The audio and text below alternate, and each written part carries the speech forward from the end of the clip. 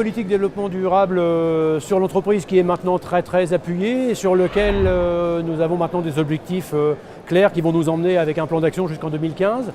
Cette politique de développement durable, elle est relayée sur le site par un groupe de travail dans lequel on a associé des opérateurs, des cadres, des techniciens, donc un groupe de travail multi-hiérarchique et qui a notamment contribué à l'organisation de cette journée sur lequel on a voulu effectivement partager avec les scolaires le matin et les industriels locaux et les institutionnels sur l'après-midi ce que l'on savait bien faire sur la partie développement durable et ce sur quoi on voulait partager avec les entreprises voisines. Le groupe Toshiba est engagé dans une politique de responsabilité sociale et environnementale. Ça fait partie vraiment de la philosophie du groupe Toshiba. L'objectif de Toshiba aujourd'hui, c'est d'être la première éco-entreprise au monde. Donc ça se traduit par des actions sur les produits, par des actions sur les processus et par les actions sur les technologies qui sont mises en œuvre dans le groupe, dans le monde. Aujourd'hui, ça se traduit concrètement par une journée portes ouvertes sur le site de TEIS, donc à Dieppe, où au travers d'un parcours, les visiteurs peuvent découvrir les actions menées par Toshiba sur le thème de la biodiversité.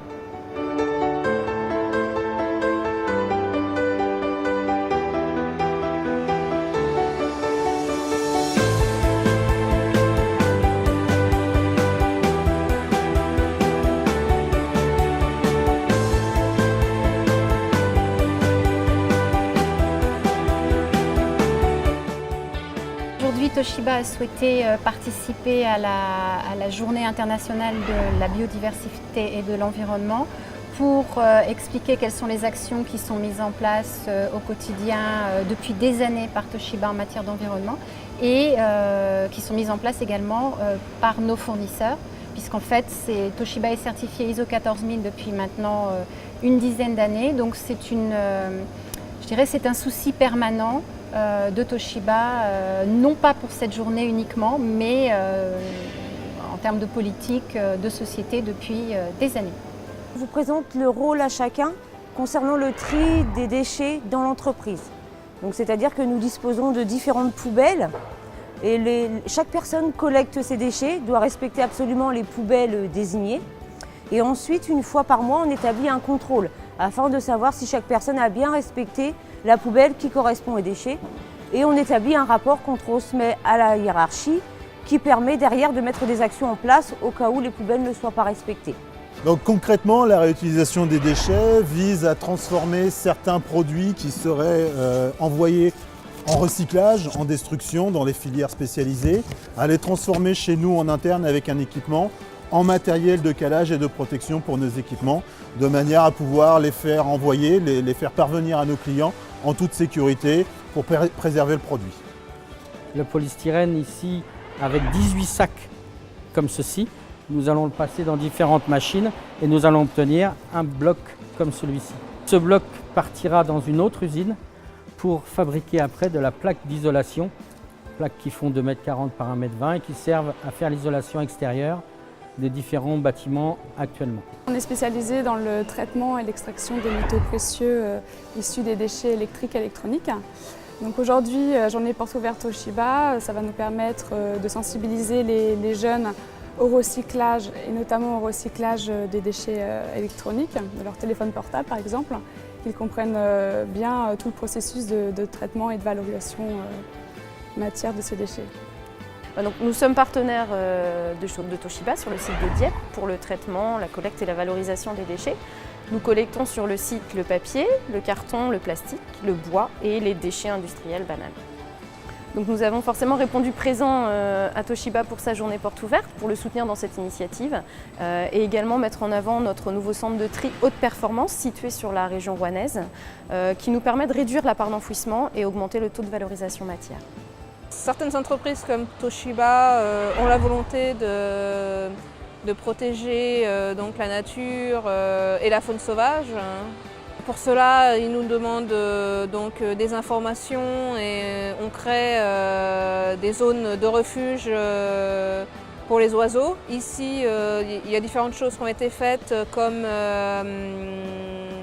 une clairière dans une saulée pour favoriser certaines espèces de passereaux.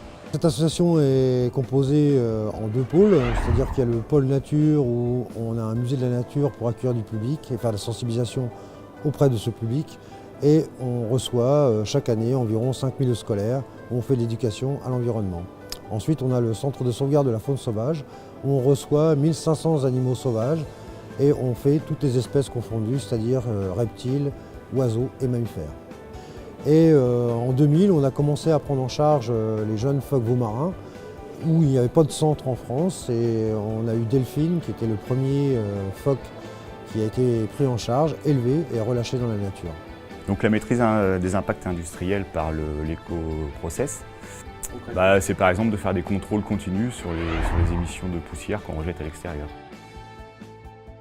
C'est d'améliorer les rendements énergétiques de nos machines. C'est de réduire les émissions de CO2 sur nos chaudières.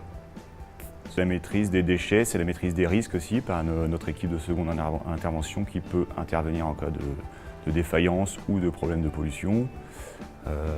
C'est le contrôle continu de tout ce qu'on peut rejeter dans l'atmosphère. C'est les contrôles périodiques que l'on peut réaliser tout au long des années.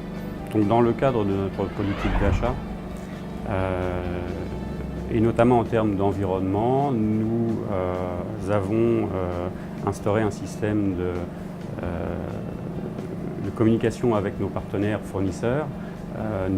Entre autres, nous leur demandons des certificats ROHS, puisqu'il s'agit là de ROHS, mais nous ne nous contentons pas de ces certificats, puisque au travers de cet équipement, nous avons la possibilité d'effectuer des mesures, des analyses qui nous permettent de confirmer qu'effectivement les produits que nous achetons sont bien conformes à la directive ROHS.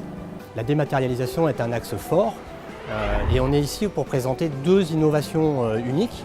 La première, c'est un multifonction écologique qui permet de réutiliser 5 fois le même papier pour imprimer des mails ou des documents qui ont vocation à ne pas être archivés et à être utilisés de manière extrêmement sommaire. Et puis, on a aussi la borne qui s'appelle eDocStation, qui est la première solution mondiale qui permet à la fois de gérer l'archivage électronique et l'archivage papier en une seule solution. C'est une vraie innovation, il n'y a aucun équivalent dans le monde aujourd'hui. L'association de pêche regroupe environ 700 adhérents. On surveille en gros le bon comportement des pêcheurs d'abord, parce qu'ils doivent respecter la réglementation. Et puis on fait du suivi pour la reproduction avec des associations comme Senormigre ou des organismes comme l'ONEMA, l'Office national des eaux et des milieux aquatiques. Donc on est venu s'intégrer dans cette journée portes ouvertes par rapport à la biodiversité sur l'eau et les poissons. Toshiba nous a contactés il y a quelques mois pour mettre en valeur, je dirais, le site qui se trouve à l'extérieur, où il y a énormément d'essences présentes. Ça a fait l'objet de différents travaux pratiques pour nos élèves, essentiellement en bac pro forêt, qui sont venus à plusieurs reprises faire de l'entretien, du nettoyage et valoriser un peu ces essences-là. C'était l'occasion aussi d'utiliser les outils, que ce soit le petit outillage manuel, scie, serpe, scie à main, et le matériel un petit peu plus dangereux entre guillemets, comme la tronçonneuse. Ce qu'on peut rajouter en effet, c'est que le fait d'ouvrir un peu le peuplement va favoriser l'installation peut-être de nouveaux oiseaux, toute une petite faune qui n'était pas forcément présente avant et qui va du coup retrouver sa place et pouvoir se réinstaller de façon plus durable. Pour nous, les enjeux de cette journée, je dirais qu'ils étaient doubles. Tout d'abord, une matinée qui était orientée vers les écoles.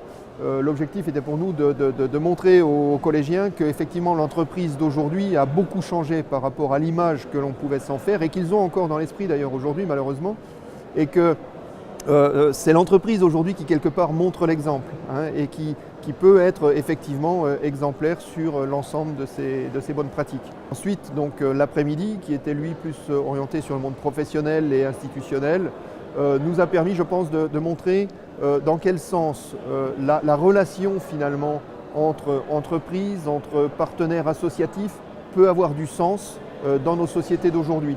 Et je crois que On a tort de considérer que l'entreprise est seulement à but capitalistique, effectivement, et création de richesse, mais que la création de liens, la création de relations est aussi une mesure qu'il faut prendre en compte désormais et qui doit permettre également le développement de nos activités futures.